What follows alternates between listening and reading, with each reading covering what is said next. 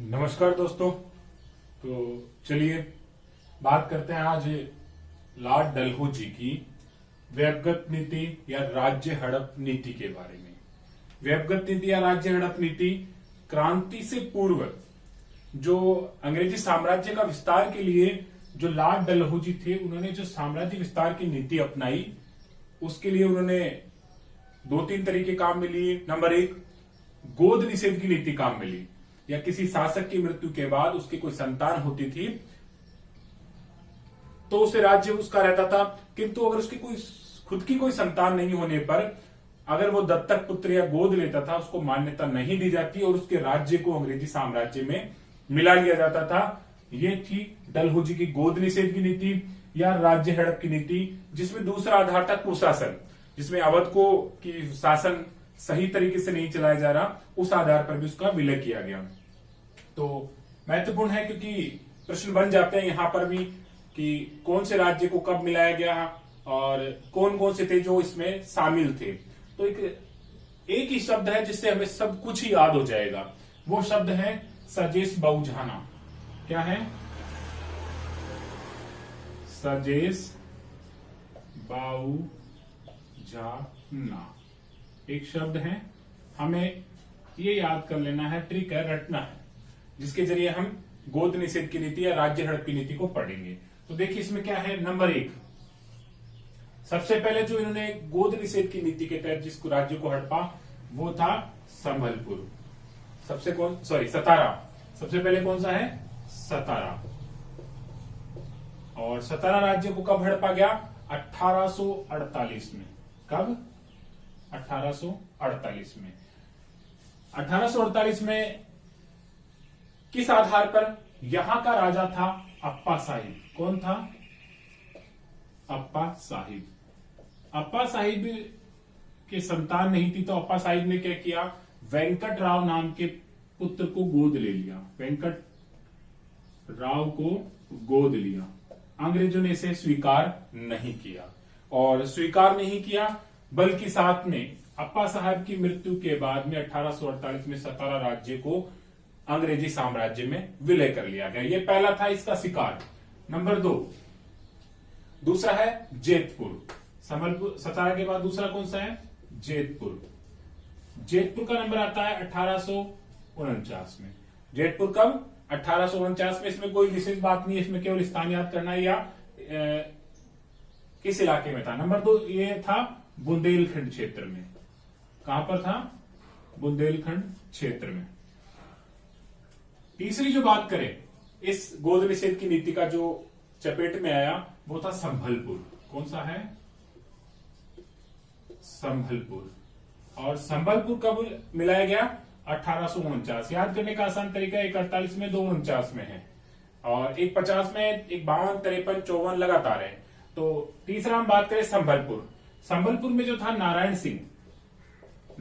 सिंह जो यहाँ का शासक था, उसके कोई स्वयं की संतान नहीं थी। तो इसकी मृत्यु के बाद इसके साम्राज्य को भी अंग्रेजी साम्राज्य में मिला लिया गया। ये भी एक तरह से शिकार हो गया इसका।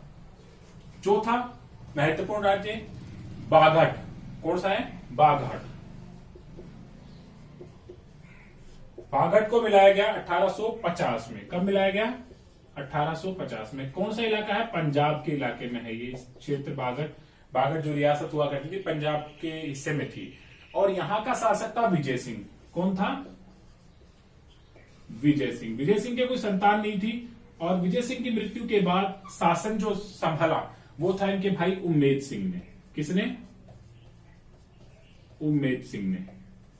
विजय सिंह की मृत्यु के बाद उम्मेद सिंह शासन संभालते हैं, किंतु इनको मान्यता नहीं मिलती या मान्य करार नहीं दिया जाता, और ये साम्राज्य जो था बाघट का 1850 में अंग्रेजी साम्राज्य में मिला लिया जाता है। पर बड़ी बात, इसको बाद में डलहौजी का निर्णय पलट कर कौन? लॉर्ड कैनिंग जो वायसराय थे, कैनिंग इसको क्या करता है? वापस लौटा देता है। ये राज्य वापस लौटा दिया जाता है लॉर्ड कैनिंग के द्वारा। अगला नंबर हम बात करें, पांचवा नंबर, वो है उदयपुर। कौन सा है? उदयपुर नहीं, उदयपुर। ये कहां पर है? एमपी में पड़ता था, मध्य प्रदेश में था उस समय। और 1852 में इसे भी गोद निषेध की नीति के तहत मिला लिया गया, जो बाद में वापस से लौटा दिया जाता है।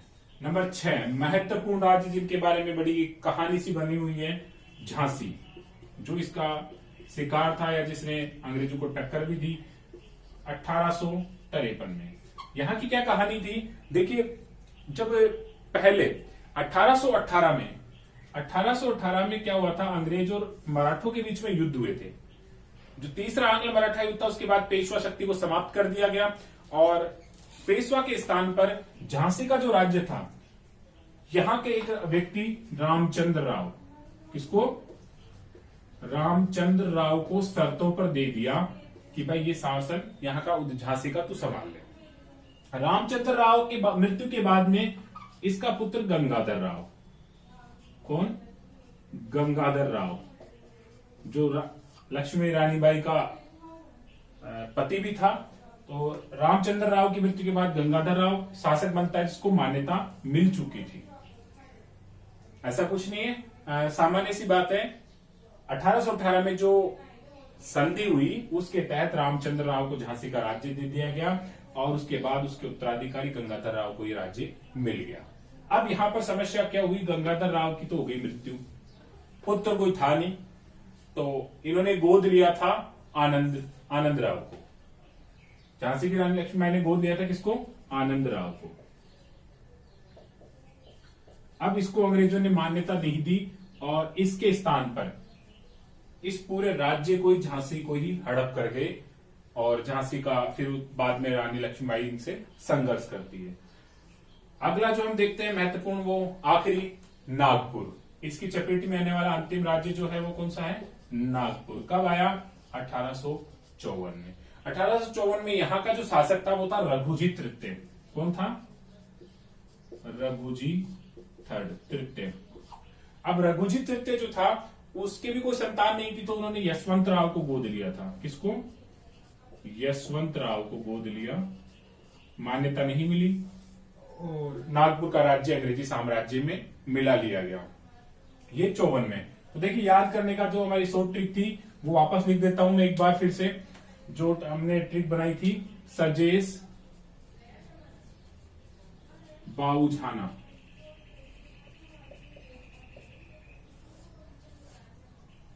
सतारा, जैतपुर, संबलपुर, बागट, उदयपुर, झांसी, नागपुर। कितने हो गए, 7। सतारा 48 में, जैतपुर संबलपुर 49 में, बागट 50 में, उदयपुर 52 में, झांसी 53 में और नागपुर 54 में। 1848 से लेकर 54 तक। इसके अलावा जो राज्य हड़प की नीति, ये तो थी गोद निषेध की नीति के अंतर्गत आने वाले, पर राज्य हड़प की नीति के अंदर भी ये थे। और एक राज्य और था 8वां महत्वपूर्ण, अवध, जो गोद निषेध की नीति के तहत न होकर कुशासन के आधार पर हड़पा गया था। कब, 1856 में, क्रांति से पहले। 1800 जो क्रांति हुई इससे पहले अवध को कहा गया कि वहां के जो पॉलिटिकल एजेंट था वो कहता है कि यहां पर शासन सही तरीके से नहीं चलाया जा रहा, तो शासन को सही तरह से संचालित करने के लिए अंग्रेजों ने उसको अपने अधिकार में कर लिया, अवध को कुशासन का बहाना बनाकर। तो ये थी हमारी डलहौजी की वेबकत और राज्य हड़प नीति। धन्यवाद।